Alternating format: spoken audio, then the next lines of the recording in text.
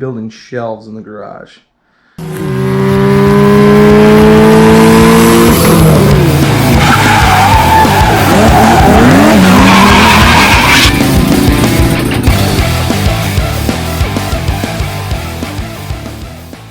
The goal here is to basically wall off the whole back wall, insulate it, put up some OSB, and then build these shelves into the wall, right?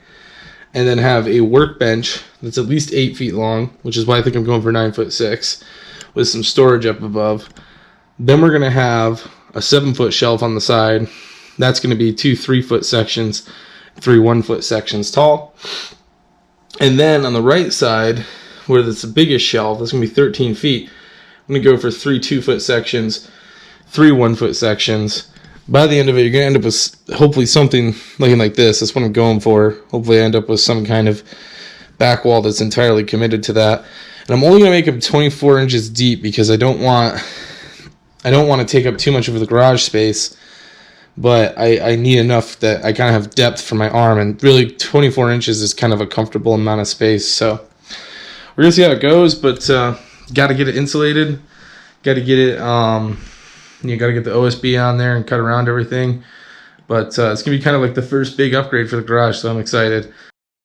All right, so finally got everything cleaned up. So today basically we're hoping to get everything out of the studs, get the speaker wires out, get the Christmas lights down, and pull off all the old boards they have on here. Then hopefully we can get the insulation in along the entire length here, and start looking at how the boards are going to go in. But it's freaking freezing, so I'll get the heater started and go from there.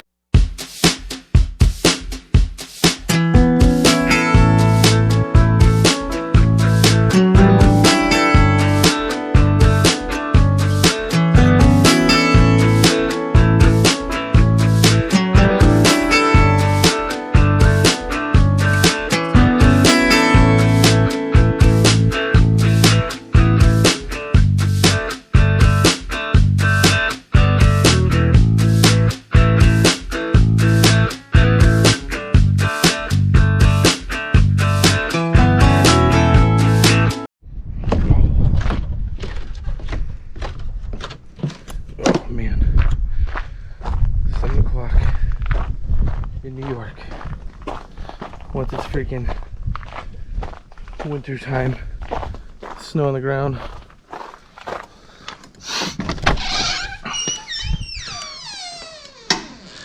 Whew, that's some light. All right, this is kind of the third day. The first day consisted of mostly cleaning stuff up. And then the second day consisted of my dad kind of coming up and helping me cut some here and get this stuff hung. So, hoping I gotta grab some stuff out of the car, and a short, like, I'm gonna say 2 rolls. It was a short, like 2 rolls, but I also have to finish. I gotta finish over here where there's gonna be the shelving coming into this wall, so I gotta pull this stuff out, fill this in, and hopefully I can get something done. Like I said, it's a freaking weekday, and it's windy as hell. It's freezing in here, and I have like an hour maybe to get this done, but go grab the stuff out of the car and see if it works out, see if I can get it done.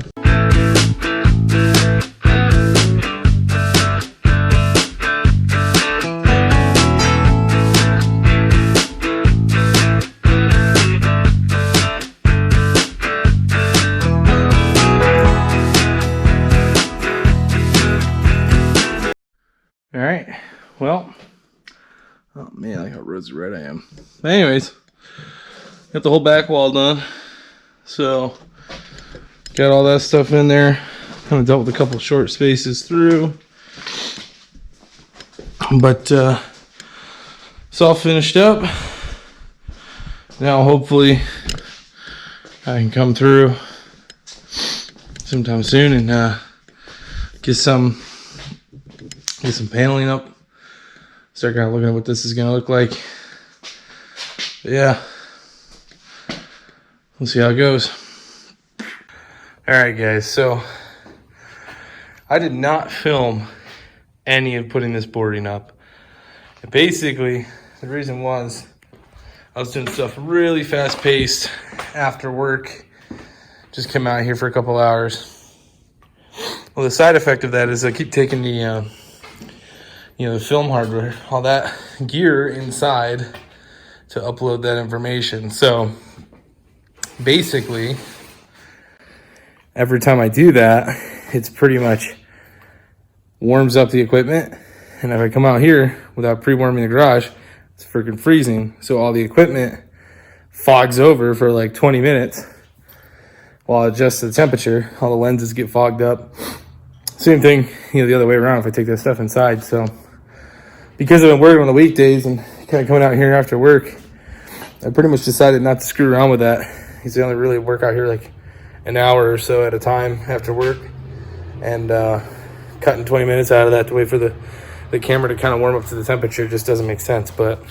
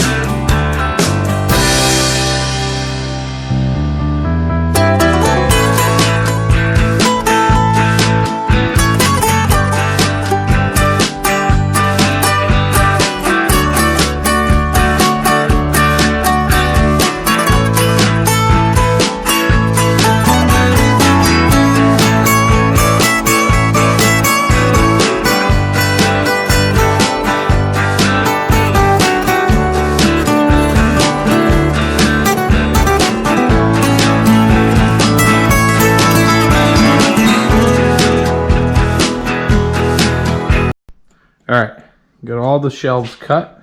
They're laying on the supports. Weather beat me out here, started raining, so I got all these cut and put up just in time. Now I just have to go through and do kind of the final connections on them here. screwing them down to the supports and all that stuff. But yeah, so once that's done, we're moving on to the workbench, which obviously I'm going to be building a lot heavier, and I'm actually going to be cutting it out of this bench here that was here when I bought the house. Now we got center of the workbench cut, and pull out a few screws, hit a few remnants of screws in there, but now I'll just go ahead and see if I can get that over there. Not half bad. Let me see if I can take a section from what's left here, maybe see if I want to fill out that edge or how I want to handle that. Well, it's another day. Not particularly too invested in this, so I'm just gonna see if I can screw down the rest of these shelves and hopefully get the rest of the bracing or the frames built. I'm not really feeling like working on the countertop because I'm not really sure if I want to leave that gap open or not, but we'll see how it goes. All right, I picked up 2 sets of these Harbor Freight wheel dies here for the car. Well, specifically the RX-7. Now that we got the Jetta back up and running, we can back it out and go ahead and get this stuff set up so we can hopefully finish the shelf system and just kind of be done and pack the shelves up and get a good clean look at the garage. So gonna get these put together, jack the Mazda up, throw it on there, and then we'll be good to go, and we'll have a finished shelf system, a running Jetta, and a stored Mazda, which has been the goal for like the past 2 months.